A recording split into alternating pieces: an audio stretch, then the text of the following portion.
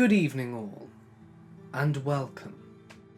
Tonight's episode has been graciously sponsored by Creepy Crate. Everything you see on screen can be found within a Creepy Crate. It's a bi-monthly subscription box that sends you all kinds of horror and true crime themed goodies, with at least one book included in every box. I personally really love the box. They send some awesome things which me, as a horror nerd, genuinely love. If you're interested in getting one as well, all that you have to do is follow the link in the description and sign up.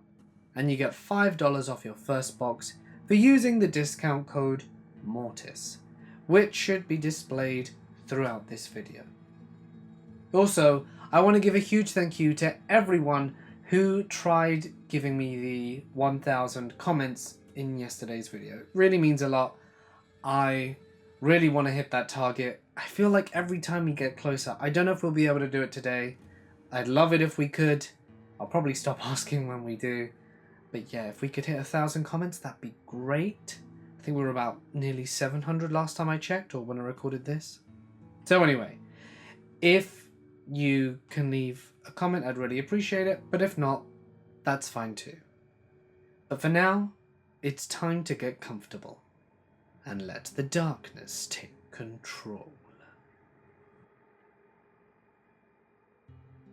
Over 10 years ago, when I had just turned 18, we went for a holiday in Vienna, Austria with my friends. As we were young and broke, we chose a cheap hotel near the shopping district. The hotel was nice enough, but there was something eerie about it. It was very old, at least from the 19th century, and all the walls were covered in mirrors. They were differently shaped, and their sizes varied, but they were all mirrors nevertheless. In my culture, there is this belief that you can capture people's souls into mirrors, so this alone creeped me out quite a bit. Me and my friends used to joke about the hotel, and I recall us saying when we first entered that place that it was absolutely haunted. The manager at the hotel was also this sleazy middle-aged man who was way too interested in me and my friends, considering he was probably 3 times our age and we were a band of barely 18-year-old girls.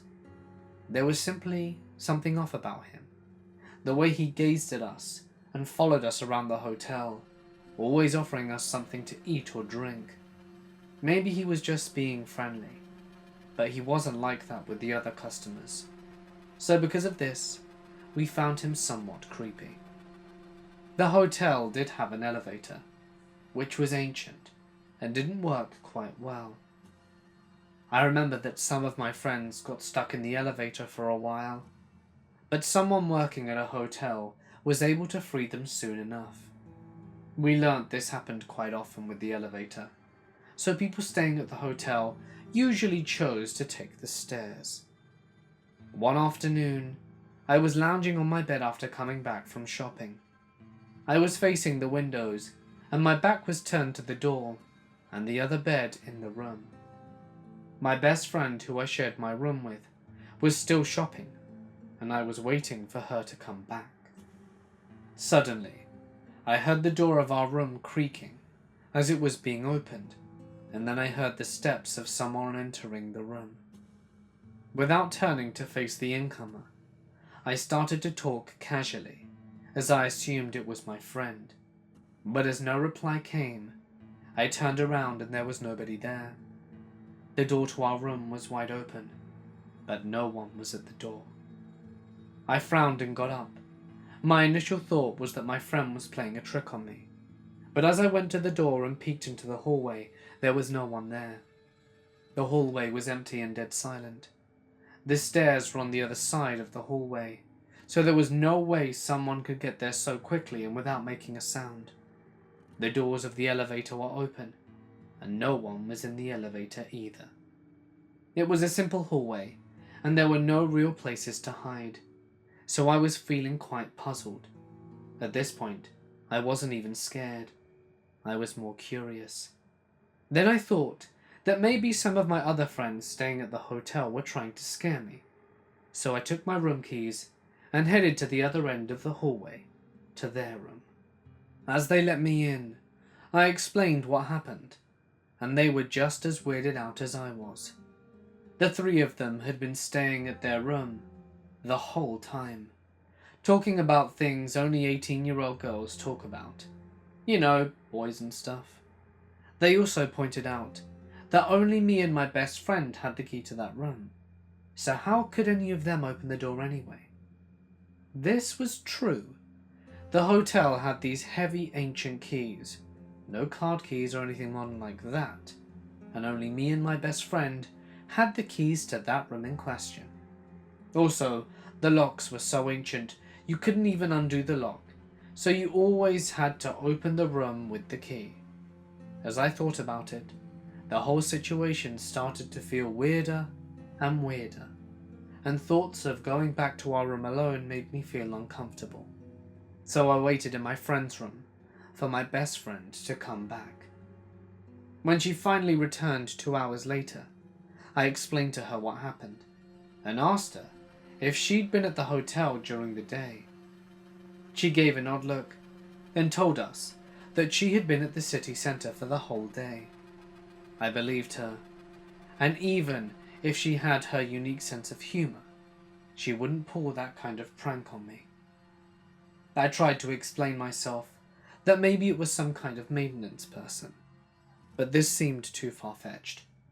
Why would they just open the door to the room and then go away without saying anything while leaving the door open? Besides, I never saw anybody in the hallway, and I had to pass the bathroom when I exited the room. There was nobody in there either, so there really were no places to hide. I still have no rational explanation for what happened, but I certainly hope that the person entering our room while I was alone in there was rather a passing spirit than a creepy hotel manager. I have to confess that even as an adult woman who has travelled quite a bit because of my line of profession, I still feel uneasy when staying at hotels. Not me, but my friend and a friend of his went backpacking around Ukraine about 10 years ago. My friend has told me a story about a haunted hotel he experienced there a couple of times. It wasn't in one of the major cities. I think it was more in the countryside. They couldn't find the hotel they'd originally intended to stay in, but they found this other place. When they checked in, the two girls behind the counter seemed to confer and giggled as they handed him a big old key that didn't look like any of the other keys hanging up. It led to a room that seemed isolated from the other guest rooms in the building. Various weird things happened to them that night. I think it started with the taps in the ensuite randomly turning on when they were trying to sleep. Eventually the showers started coming on full blast. There was laughter and knocks, and my friend got a phone call from a Ukrainian number on his mobile, even though he hadn't given his number to anyone since entering the country. When he answered, the other end hung up. The next morning, when the housekeeping maid came in, she insisted that my two friends stay in the room as she cleaned. She did a very quick and cursory job, was all anxious and all blessing herself basically. Bear in mind at this point, my friend and his pal weren't entertaining any thought of this being anything paranormal. They're not that way minded at all. They just thought these things were a bit weird. So when they went downstairs to check in for a second night, the two receptionist girls were amazed, basically incredulous, asking, "Are you sure?" It was only when they went for a walk around the locale after lunch that they put everything together and swiftly cancelled their stay after freaking out and finding somewhere else. The next day, after they left, there was a tree outside the hotel with a cat in it. The cat seemed to disintegrate before their eyes. I can't remember whether or not that was another thing that made them decide for sure to check out, or if it happened as they were leaving when they checked out already. I suppose the obvious explanation is that they were having a joke played on them, but that doesn't explain the phone thing, and there was no access to the ensuite apart from through their room. This happened around 2012, but I remember most of what happened clear as day. I worked with my girlfriend at a busy restaurant. We worked all the time, and it was stressful. We took off a few days and decided to fly somewhere to get away from work people and the town in general. I found decent deals and flights to Ocean City for 2 nights. She'd never been on a plane. We loved the beach, and I could hit up all the local crab cake spots. It was perfect. We flew into Baltimore and rented a car to drive to OC. Nothing memorable happened on the first day. We laid on the beach, hit up all the local shops, and had forgettable food. The second day, we woke up and went to the most recommended stop for crab cakes, and on the way back, we stopped and got crab cakes to go from 2 other recommended places for later. We stopped by the hotel to drop off the food, and went to the hotel bar for a few drinks. Note, my girlfriend at the time was a smoker, and I hated it. She would also attract attention from guys, which I would deal with but wasn't thrilled about. We go to the rooftop bar at the hotel, and the bar itself is a 4-sided island in the middle of the patio. It's probably 2 p.m, and a clear sunny day. We pull up chairs, and there's only a few women on the left side of the bar, and a guy bartends behind it. We got obligatory house margaritas, and after her first drink, my girlfriend felt like she wanted to smoke, but the girls and the bartender didn't have one to bum her. We got refills and schmoozed with the bartender about the area and things to do, but mainly kept to ourselves. The bartender seemed as if he was being fake. Something was off, and I couldn't put my finger on it. A feeling of, I don't really even want to run to the restroom and leave her here at the bar, because I don't trust something. More than a few times, he asked us if we were staying at the hotel. I think I said no, but my girlfriend said yes. He asked us which room at one point.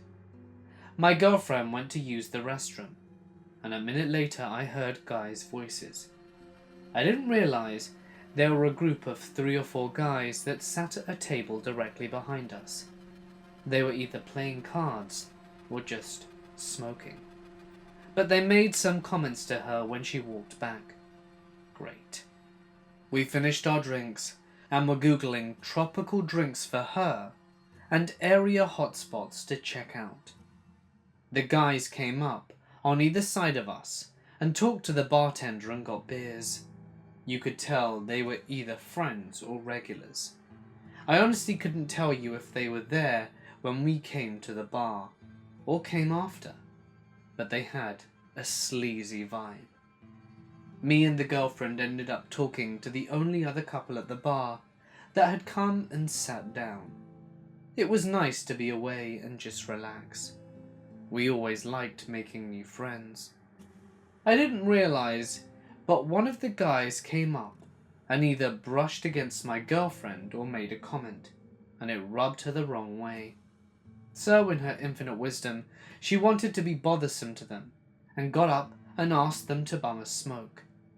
I didn't realize it until I turned around, and she was there, talking to the guy with his shirt unbuttoned and gold chains hanging on his chest hair forest.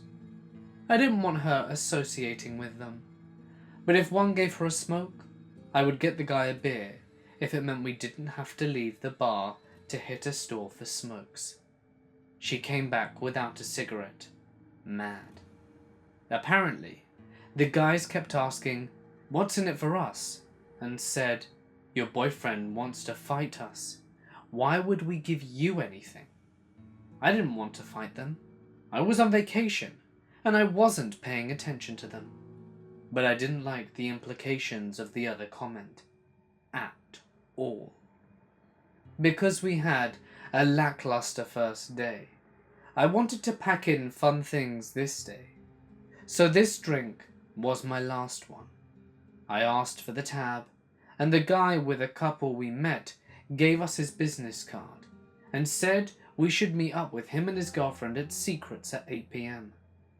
The guys behind us kind of swarmed on all sides of us and slammed down a pack of cigarettes with 2 smokes left inside of it, in between both me and my girlfriend.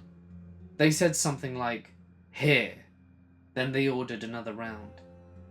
We found it odd, but thanked them and offered a shot. I don't think they even replied. One asked if we were vacationing, then asked if we were staying at the hotel, then took the round of beers back to the table. I had a weird feeling, as if they were locals and didn't like us because we were visitors. Turning back to the bar, my drink was now completely full. Stupid me didn't even question it. I didn't want to refill, but I figured the bartender topped me up.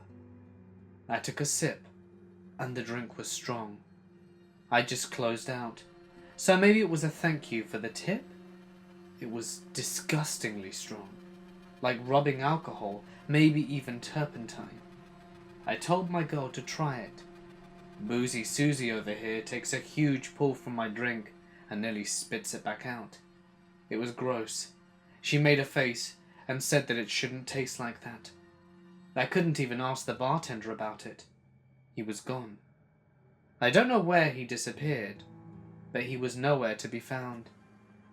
I can't remember if I finished the nasty thing anyway. My girl said something along the lines of, "The guys are staring. Let's go." I was originally worried she was going to chat them up and thank them before we left, but she said she felt weird. The whole vibe changed. She wanted out. I remember spending a minute or two saying bye to the couple we were going to meet later, and heading towards the doors into the hotel. The guys weren't at their table. Patio door, elevator, hotel room door, bed. My eyes open, and I turn my head right. The alarm clock reads 3 a.m. I am face down in bed on top of the covers. I push myself up, slide back off the bed, and stand up. The sliding glass doors are wide open, as are the screen doors to the balcony. There's a breeze. I think, did my girlfriend jump off a balcony? And in that millisecond, I hear crying behind me. My girlfriend is sitting Indian style on the floor, with a clamshell of what was about $40 worth of crab cakes in her lap, crying. She said she couldn't wake me up. She asked me if I remember what happened. She said she had been sick and throwing up for 4 hours non-stop. What the hell happened? I bent over to sit down with her and got hit with a wave of sickness. I ran and was in that bathroom for hours puking. By the time I came out, she was asleep and passed out. This had to be a bad dream. I remember thinking that maybe we went to the club and got wasted and I blacked out, and I went back to bed. We both woke up at 7 a.m. to our alarms. We had to take the rental to Baltimore and catch a flight back. We both had to be at work at 2 today. I was shaking. She looked like hell, and we both felt like death. She was shook. She said the walk back to the hotel room was scary, and she didn't remember anything after. Wait, what? According to her, when we walked into the hotel from the patio bar, one of the guys was at a chair near the elevators. He said something to us, but the doors closed quickly. She said when we got to our floor, 2 of the guys were at the end of the hall, heading towards us. She said that we got into the room and they stood outside our door, and she thinks they knocked. Apparently, I laid on the bed, and immediately was lights out. She couldn't wake me, and passed out herself until she woke up to violently vomit for hours. My body was shot. I was shaking, and now I'm processing that these scumbags may have followed us to our room. Part of me thought she was exaggerating, but you know how you have weird slow-motion flashbacks? Well, as I was greying out on the way to the hotel room, I remember one of the guys being by the elevator. Also, as she was brushing her teeth, her mouth was blue. I went to the mirror. So was mine. Neon blue. Nothing we had that day was blue. I had green light margaritas and vodka root beers. This was proof that something fishy had to have happened. We didn't know what to do. We had to get back. We couldn't stick around. We got to the car. I barely felt okay to drive, but I wanted to be home. We felt dirty. We were confused. And we wanted out of MD and swore we were never coming back. We missed our flight, explained the situation to the desk, and somehow got put on another flight back home. We sat in the airport for hours, dying. The flight was painful too. We made it to work a few hours late that day. Nobody believed our story, and thought we made it up to justify for being late, and we kind of never brought it up again. I googled to see if similar situations happened, and found nothing. We googled blue tongue, and saw it's a side effect of a drug. I'll be honest, I felt lucky we made it out of OC. I don't know if we were a target of a room invasion or robbery, or if they wanted to attack and take my girlfriend. It could have turned out ugly in a lot of different ways. What if my girlfriend didn't take a huge swig? What if I'd drunk the whole thing by myself? How close did I come to an overdose or death, depending on the drug and its interactions with alcohol? I swear the bartender was in on it.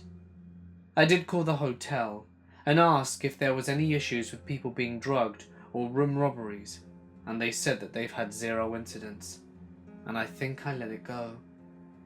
I emailed the hotel from a throwaway email I created and told them to watch the hotel roof bar bartender, and never got a reply.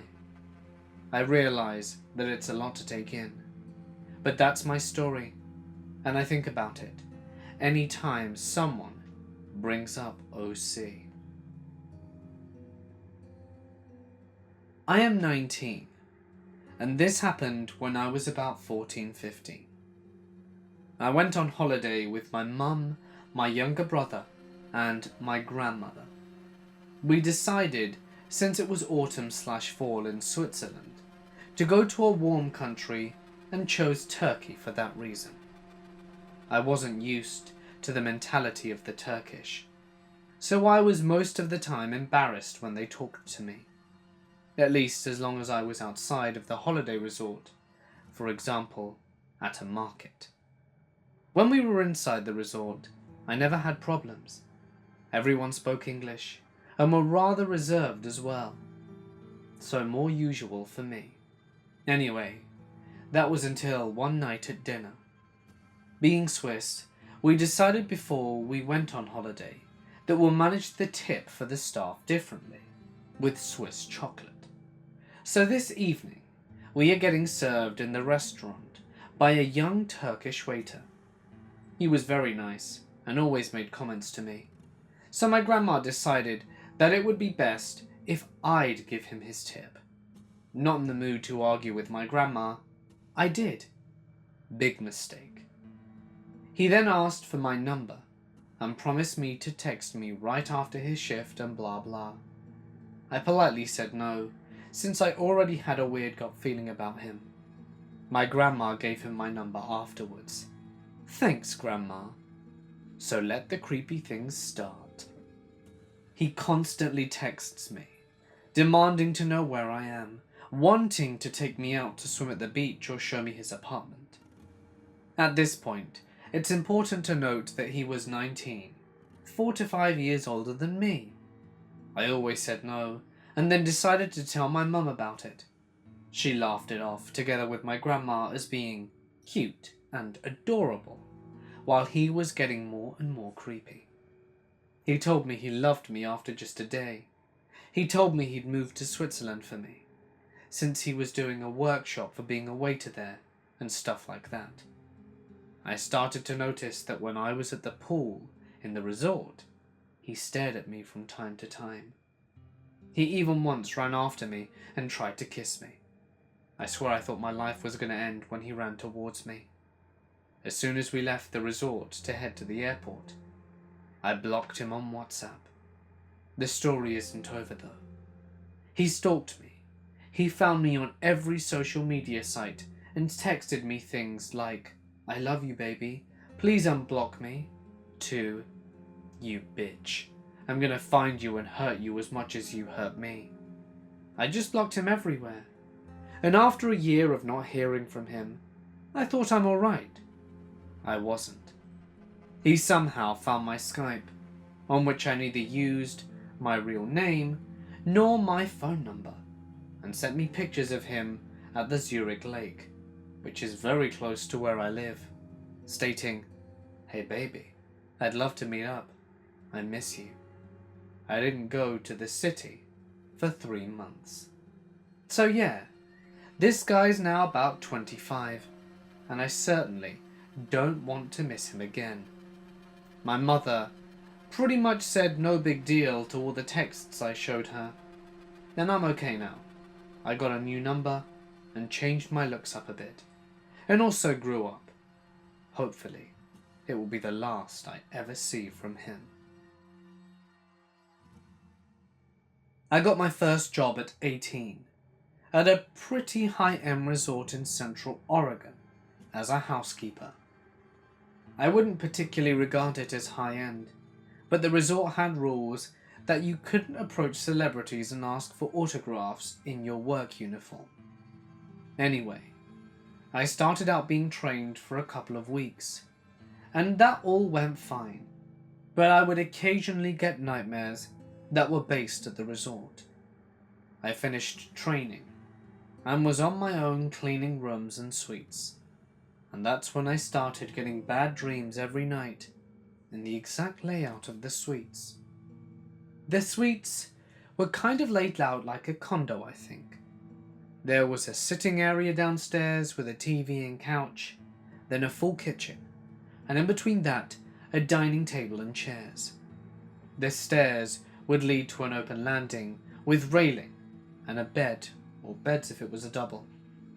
This kind of layout started becoming terrifying to me the longer I worked there. I always felt like I was not alone, or that I was being watched. Sometimes I wouldn't be alone, and someone would snag the vacuum if I had it, or my leads would come early to check on my cleaning. For a month straight, it seemed I was assigned to the rooms I called the annex, because it was so far away from the other rooms and was backed up near some tree lines. When I was cleaning out in the annex, there was a bad electrical storm, and that feeling of being watched and not alone was so intense for me that I sat on the bed and waited until I felt comfortable to keep going. My lead was asking me why I clocked into that room for so long, and I lied and said the room was a huge mess, which wasn't uncommon at all, because young snowboarders would stay and party while they were visiting Mount Bachelor. She said next time to call her, and she'd come and help me clean the room. My feeling got so bad to the point that I dreaded vacuuming the upstairs landing, because I would have to turn my back to the stairs and couldn't hear anything over the vacuum.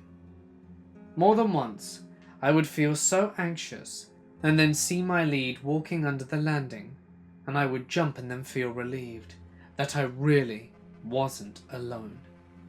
I eventually found a way to calm my nerves by turning the TV on while I cleaned, but still felt uneasy about the place.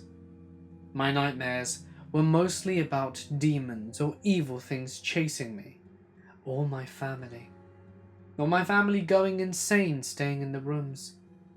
I was totally unaware that I was not the only one having nightmares about the rooms.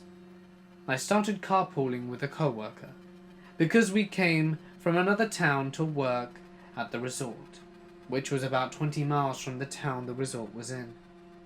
She told me a story that scared me so much I imagined it vividly and didn't know what to think. She said she had a nightmare that night and that she was in one of the suites.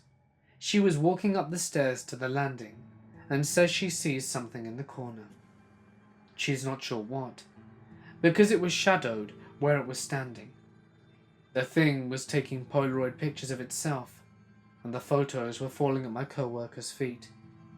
She picked one up, and she could see its face. Terrible, pale, with sunken empty eyes, and just demonic. I quit after about 4 months. Not because of the spooky feeling, but because housekeeping is so tedious, and cleaning up after strangers got old fast. The tips from nice guests and the pay was great, but yeah, I couldn't do it anymore. In 2005, when I was a kid, my family took a weekend vacation to San Francisco. I loved the experience and all of the sights we saw, but sadly, the hotel we stayed at did not live up to its internet rating. It was supposed to be a grand 5-star shindig, but we got there to find it was a run-down old building, had bullet holes in the windows, and the television looked like it probably aired the Kennedy assassination. So the first night we're there, me and my 3 brothers all pile into the bedroom, while my mum and dad slept in the front room.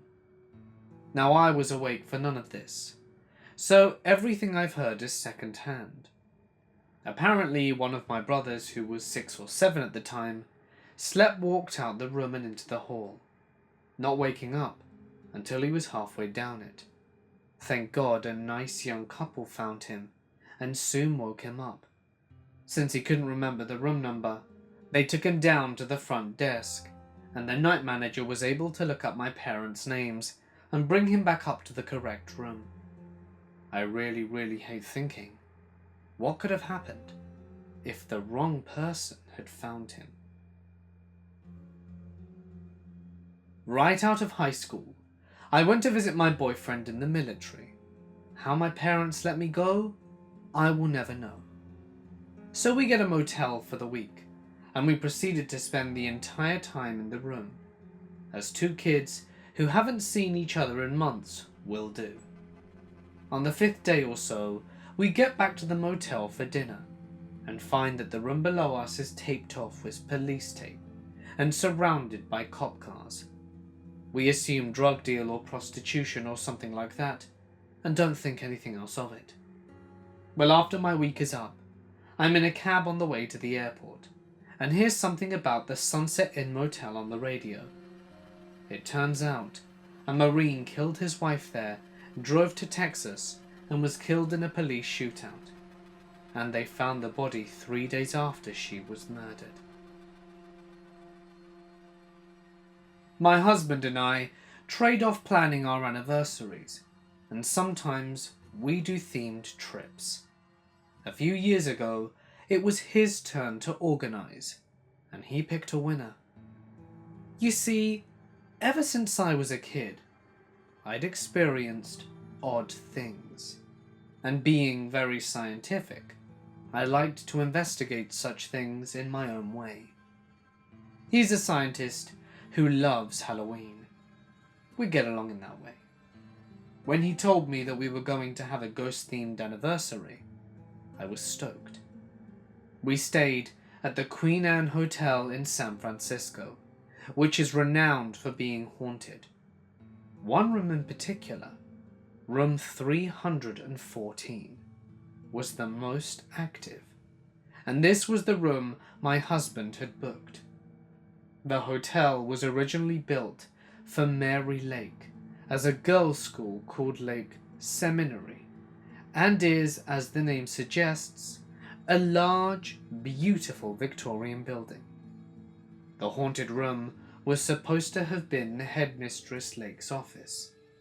I knew from research and videos on YouTube that people often reported objects moving, voices of a woman, and orbs and stuff. I'd also heard it was pretty reliable. One of those rare spots where most groups catch at least a glimpse of some activity. That kind of thing always make my skeptic brain go nuts, because I start to wonder if it's faked, if it's psychological, and I just want to get in there and roll my sleeves up.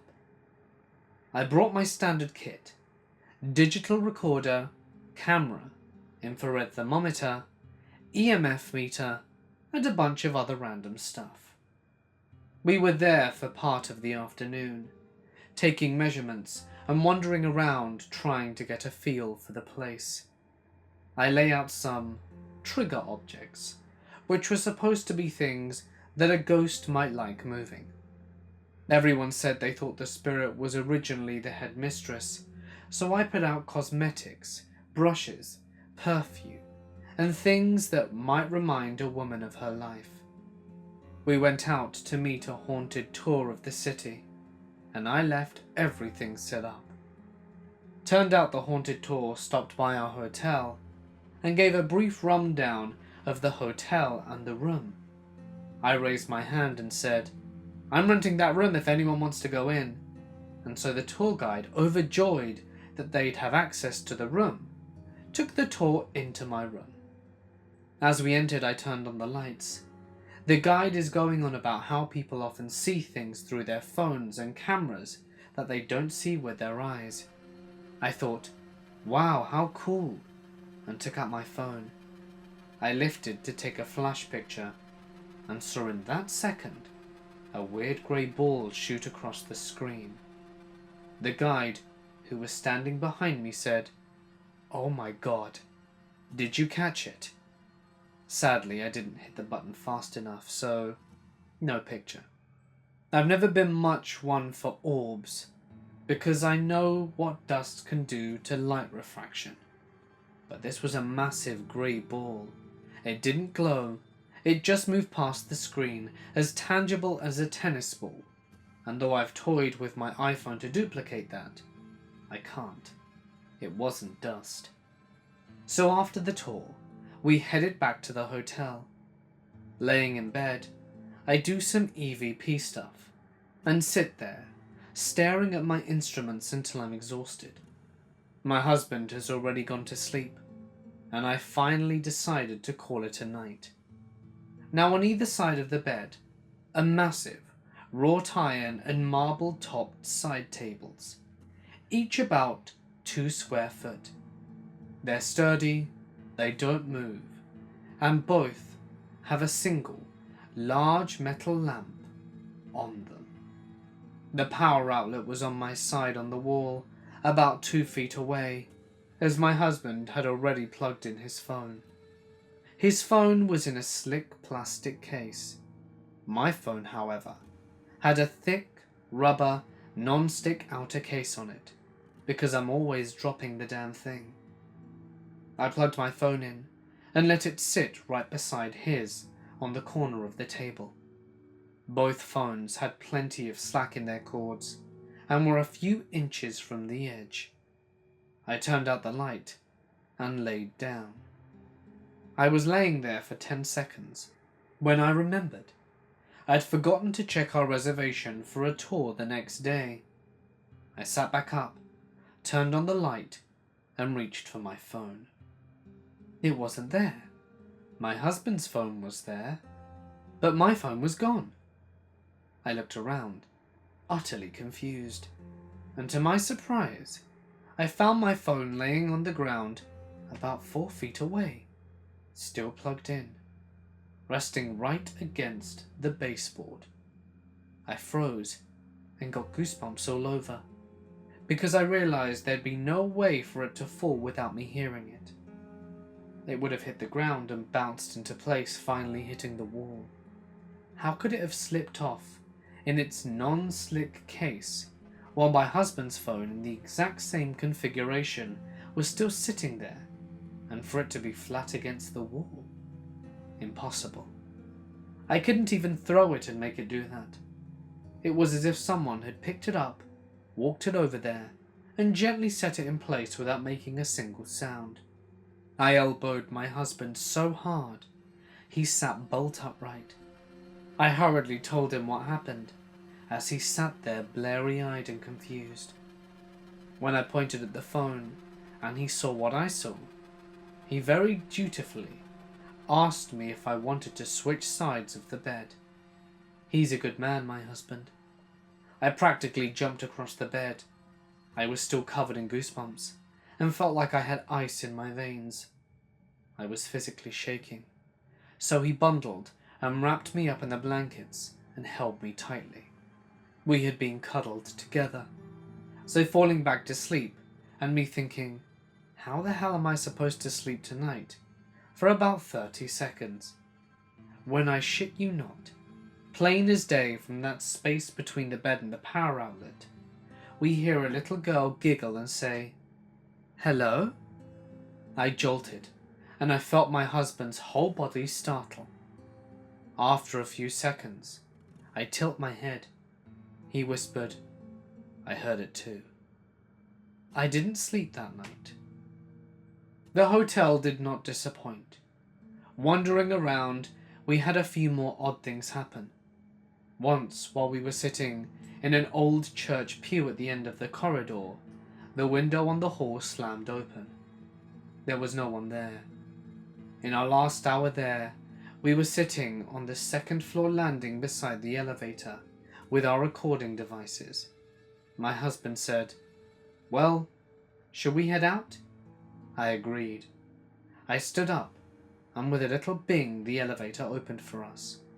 Trouble is, elevators don't arrive at a floor unless they've been called, and not a soul had gone past us to do such a thing.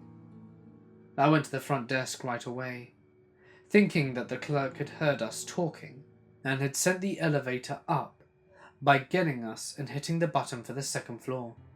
I said, "Thank you for doing that." She looked at me as if I'd grown a third arm and said, "What?" I told her the elevator had opened for us, and I thought that she had sent it up. She shook her head. "You saw me. I was in the back when you came out here. I've been doing paperwork in there for an hour. No one has come in and out for over an hour." I got home and dove into analysing the recordings I'd made and doing research. I found it odd that I hadn't found anyone who thought the haunting might be a girl. Everyone said it was a woman, but it was a girls' school, and sometimes children die of diseases, especially in the 1880s. I tried to find anyone who died while attending the seminary, but had no luck. On the first evening, when I'd set up the room and everything, I had been sitting on the bed talking to the recorder while my husband got ready to leave for the haunted tour. I'd put the digital recorder dead center on the bed because it was pretty stable, and I thought the blanket might help dampen random street noises, which you could just barely hear. I was trying to explain what the digital recorder was, but in a way I would feel understandable to someone from the 1800s, because no one ever does that on television, and it annoys the crap out of me.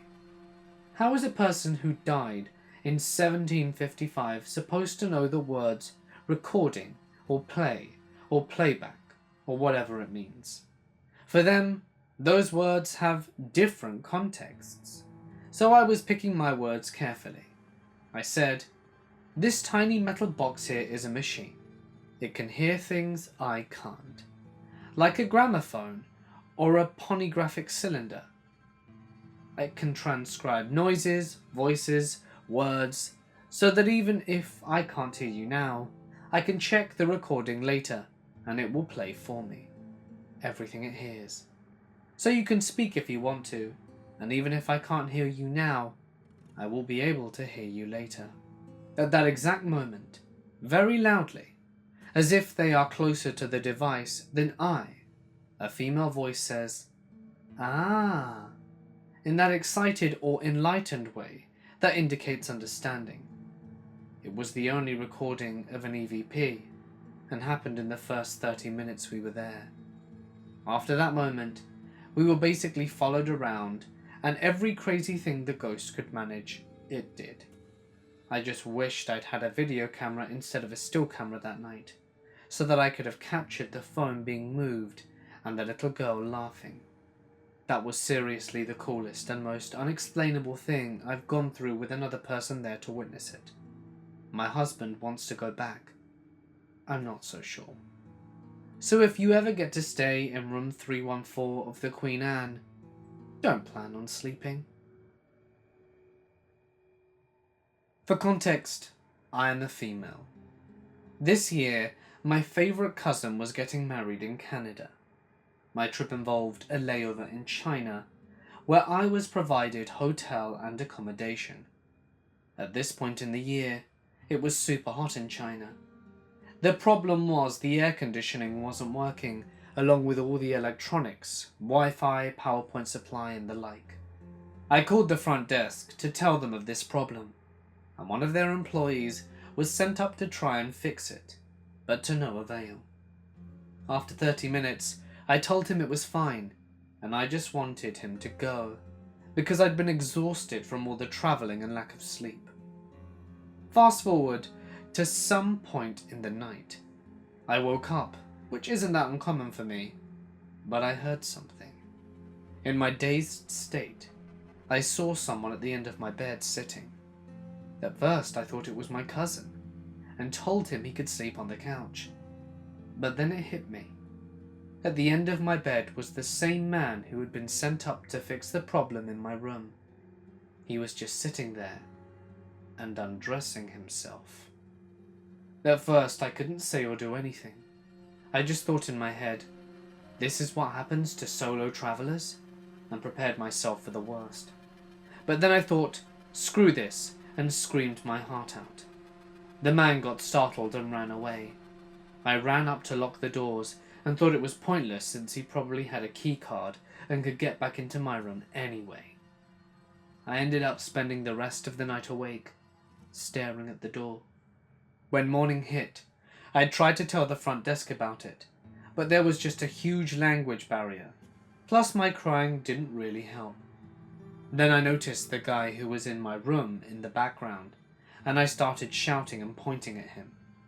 They still couldn't really understand, and in the end, all they could tell me was sorry, and that he was drunk and thought it was his room.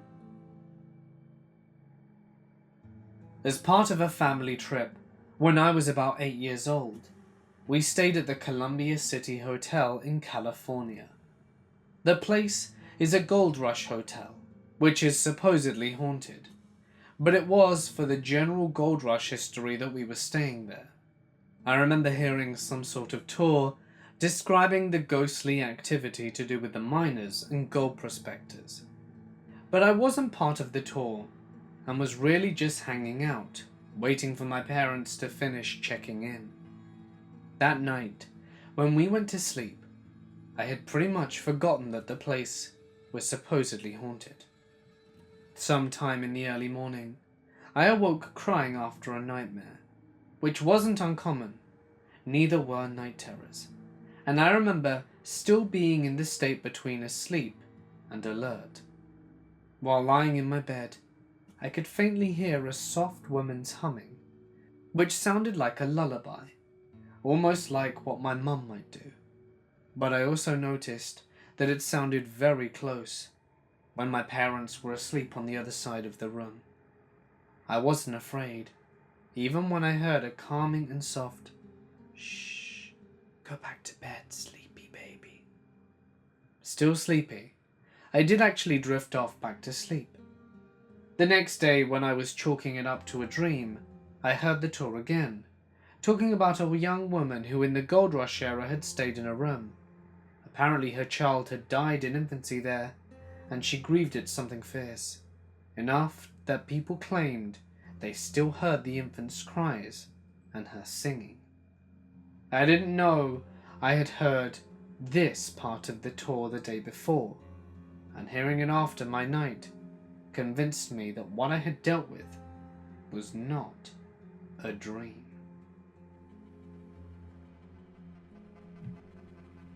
Hey guys, it's Mort here, and thank you so much for listening. I do hope that you enjoyed tonight's stories.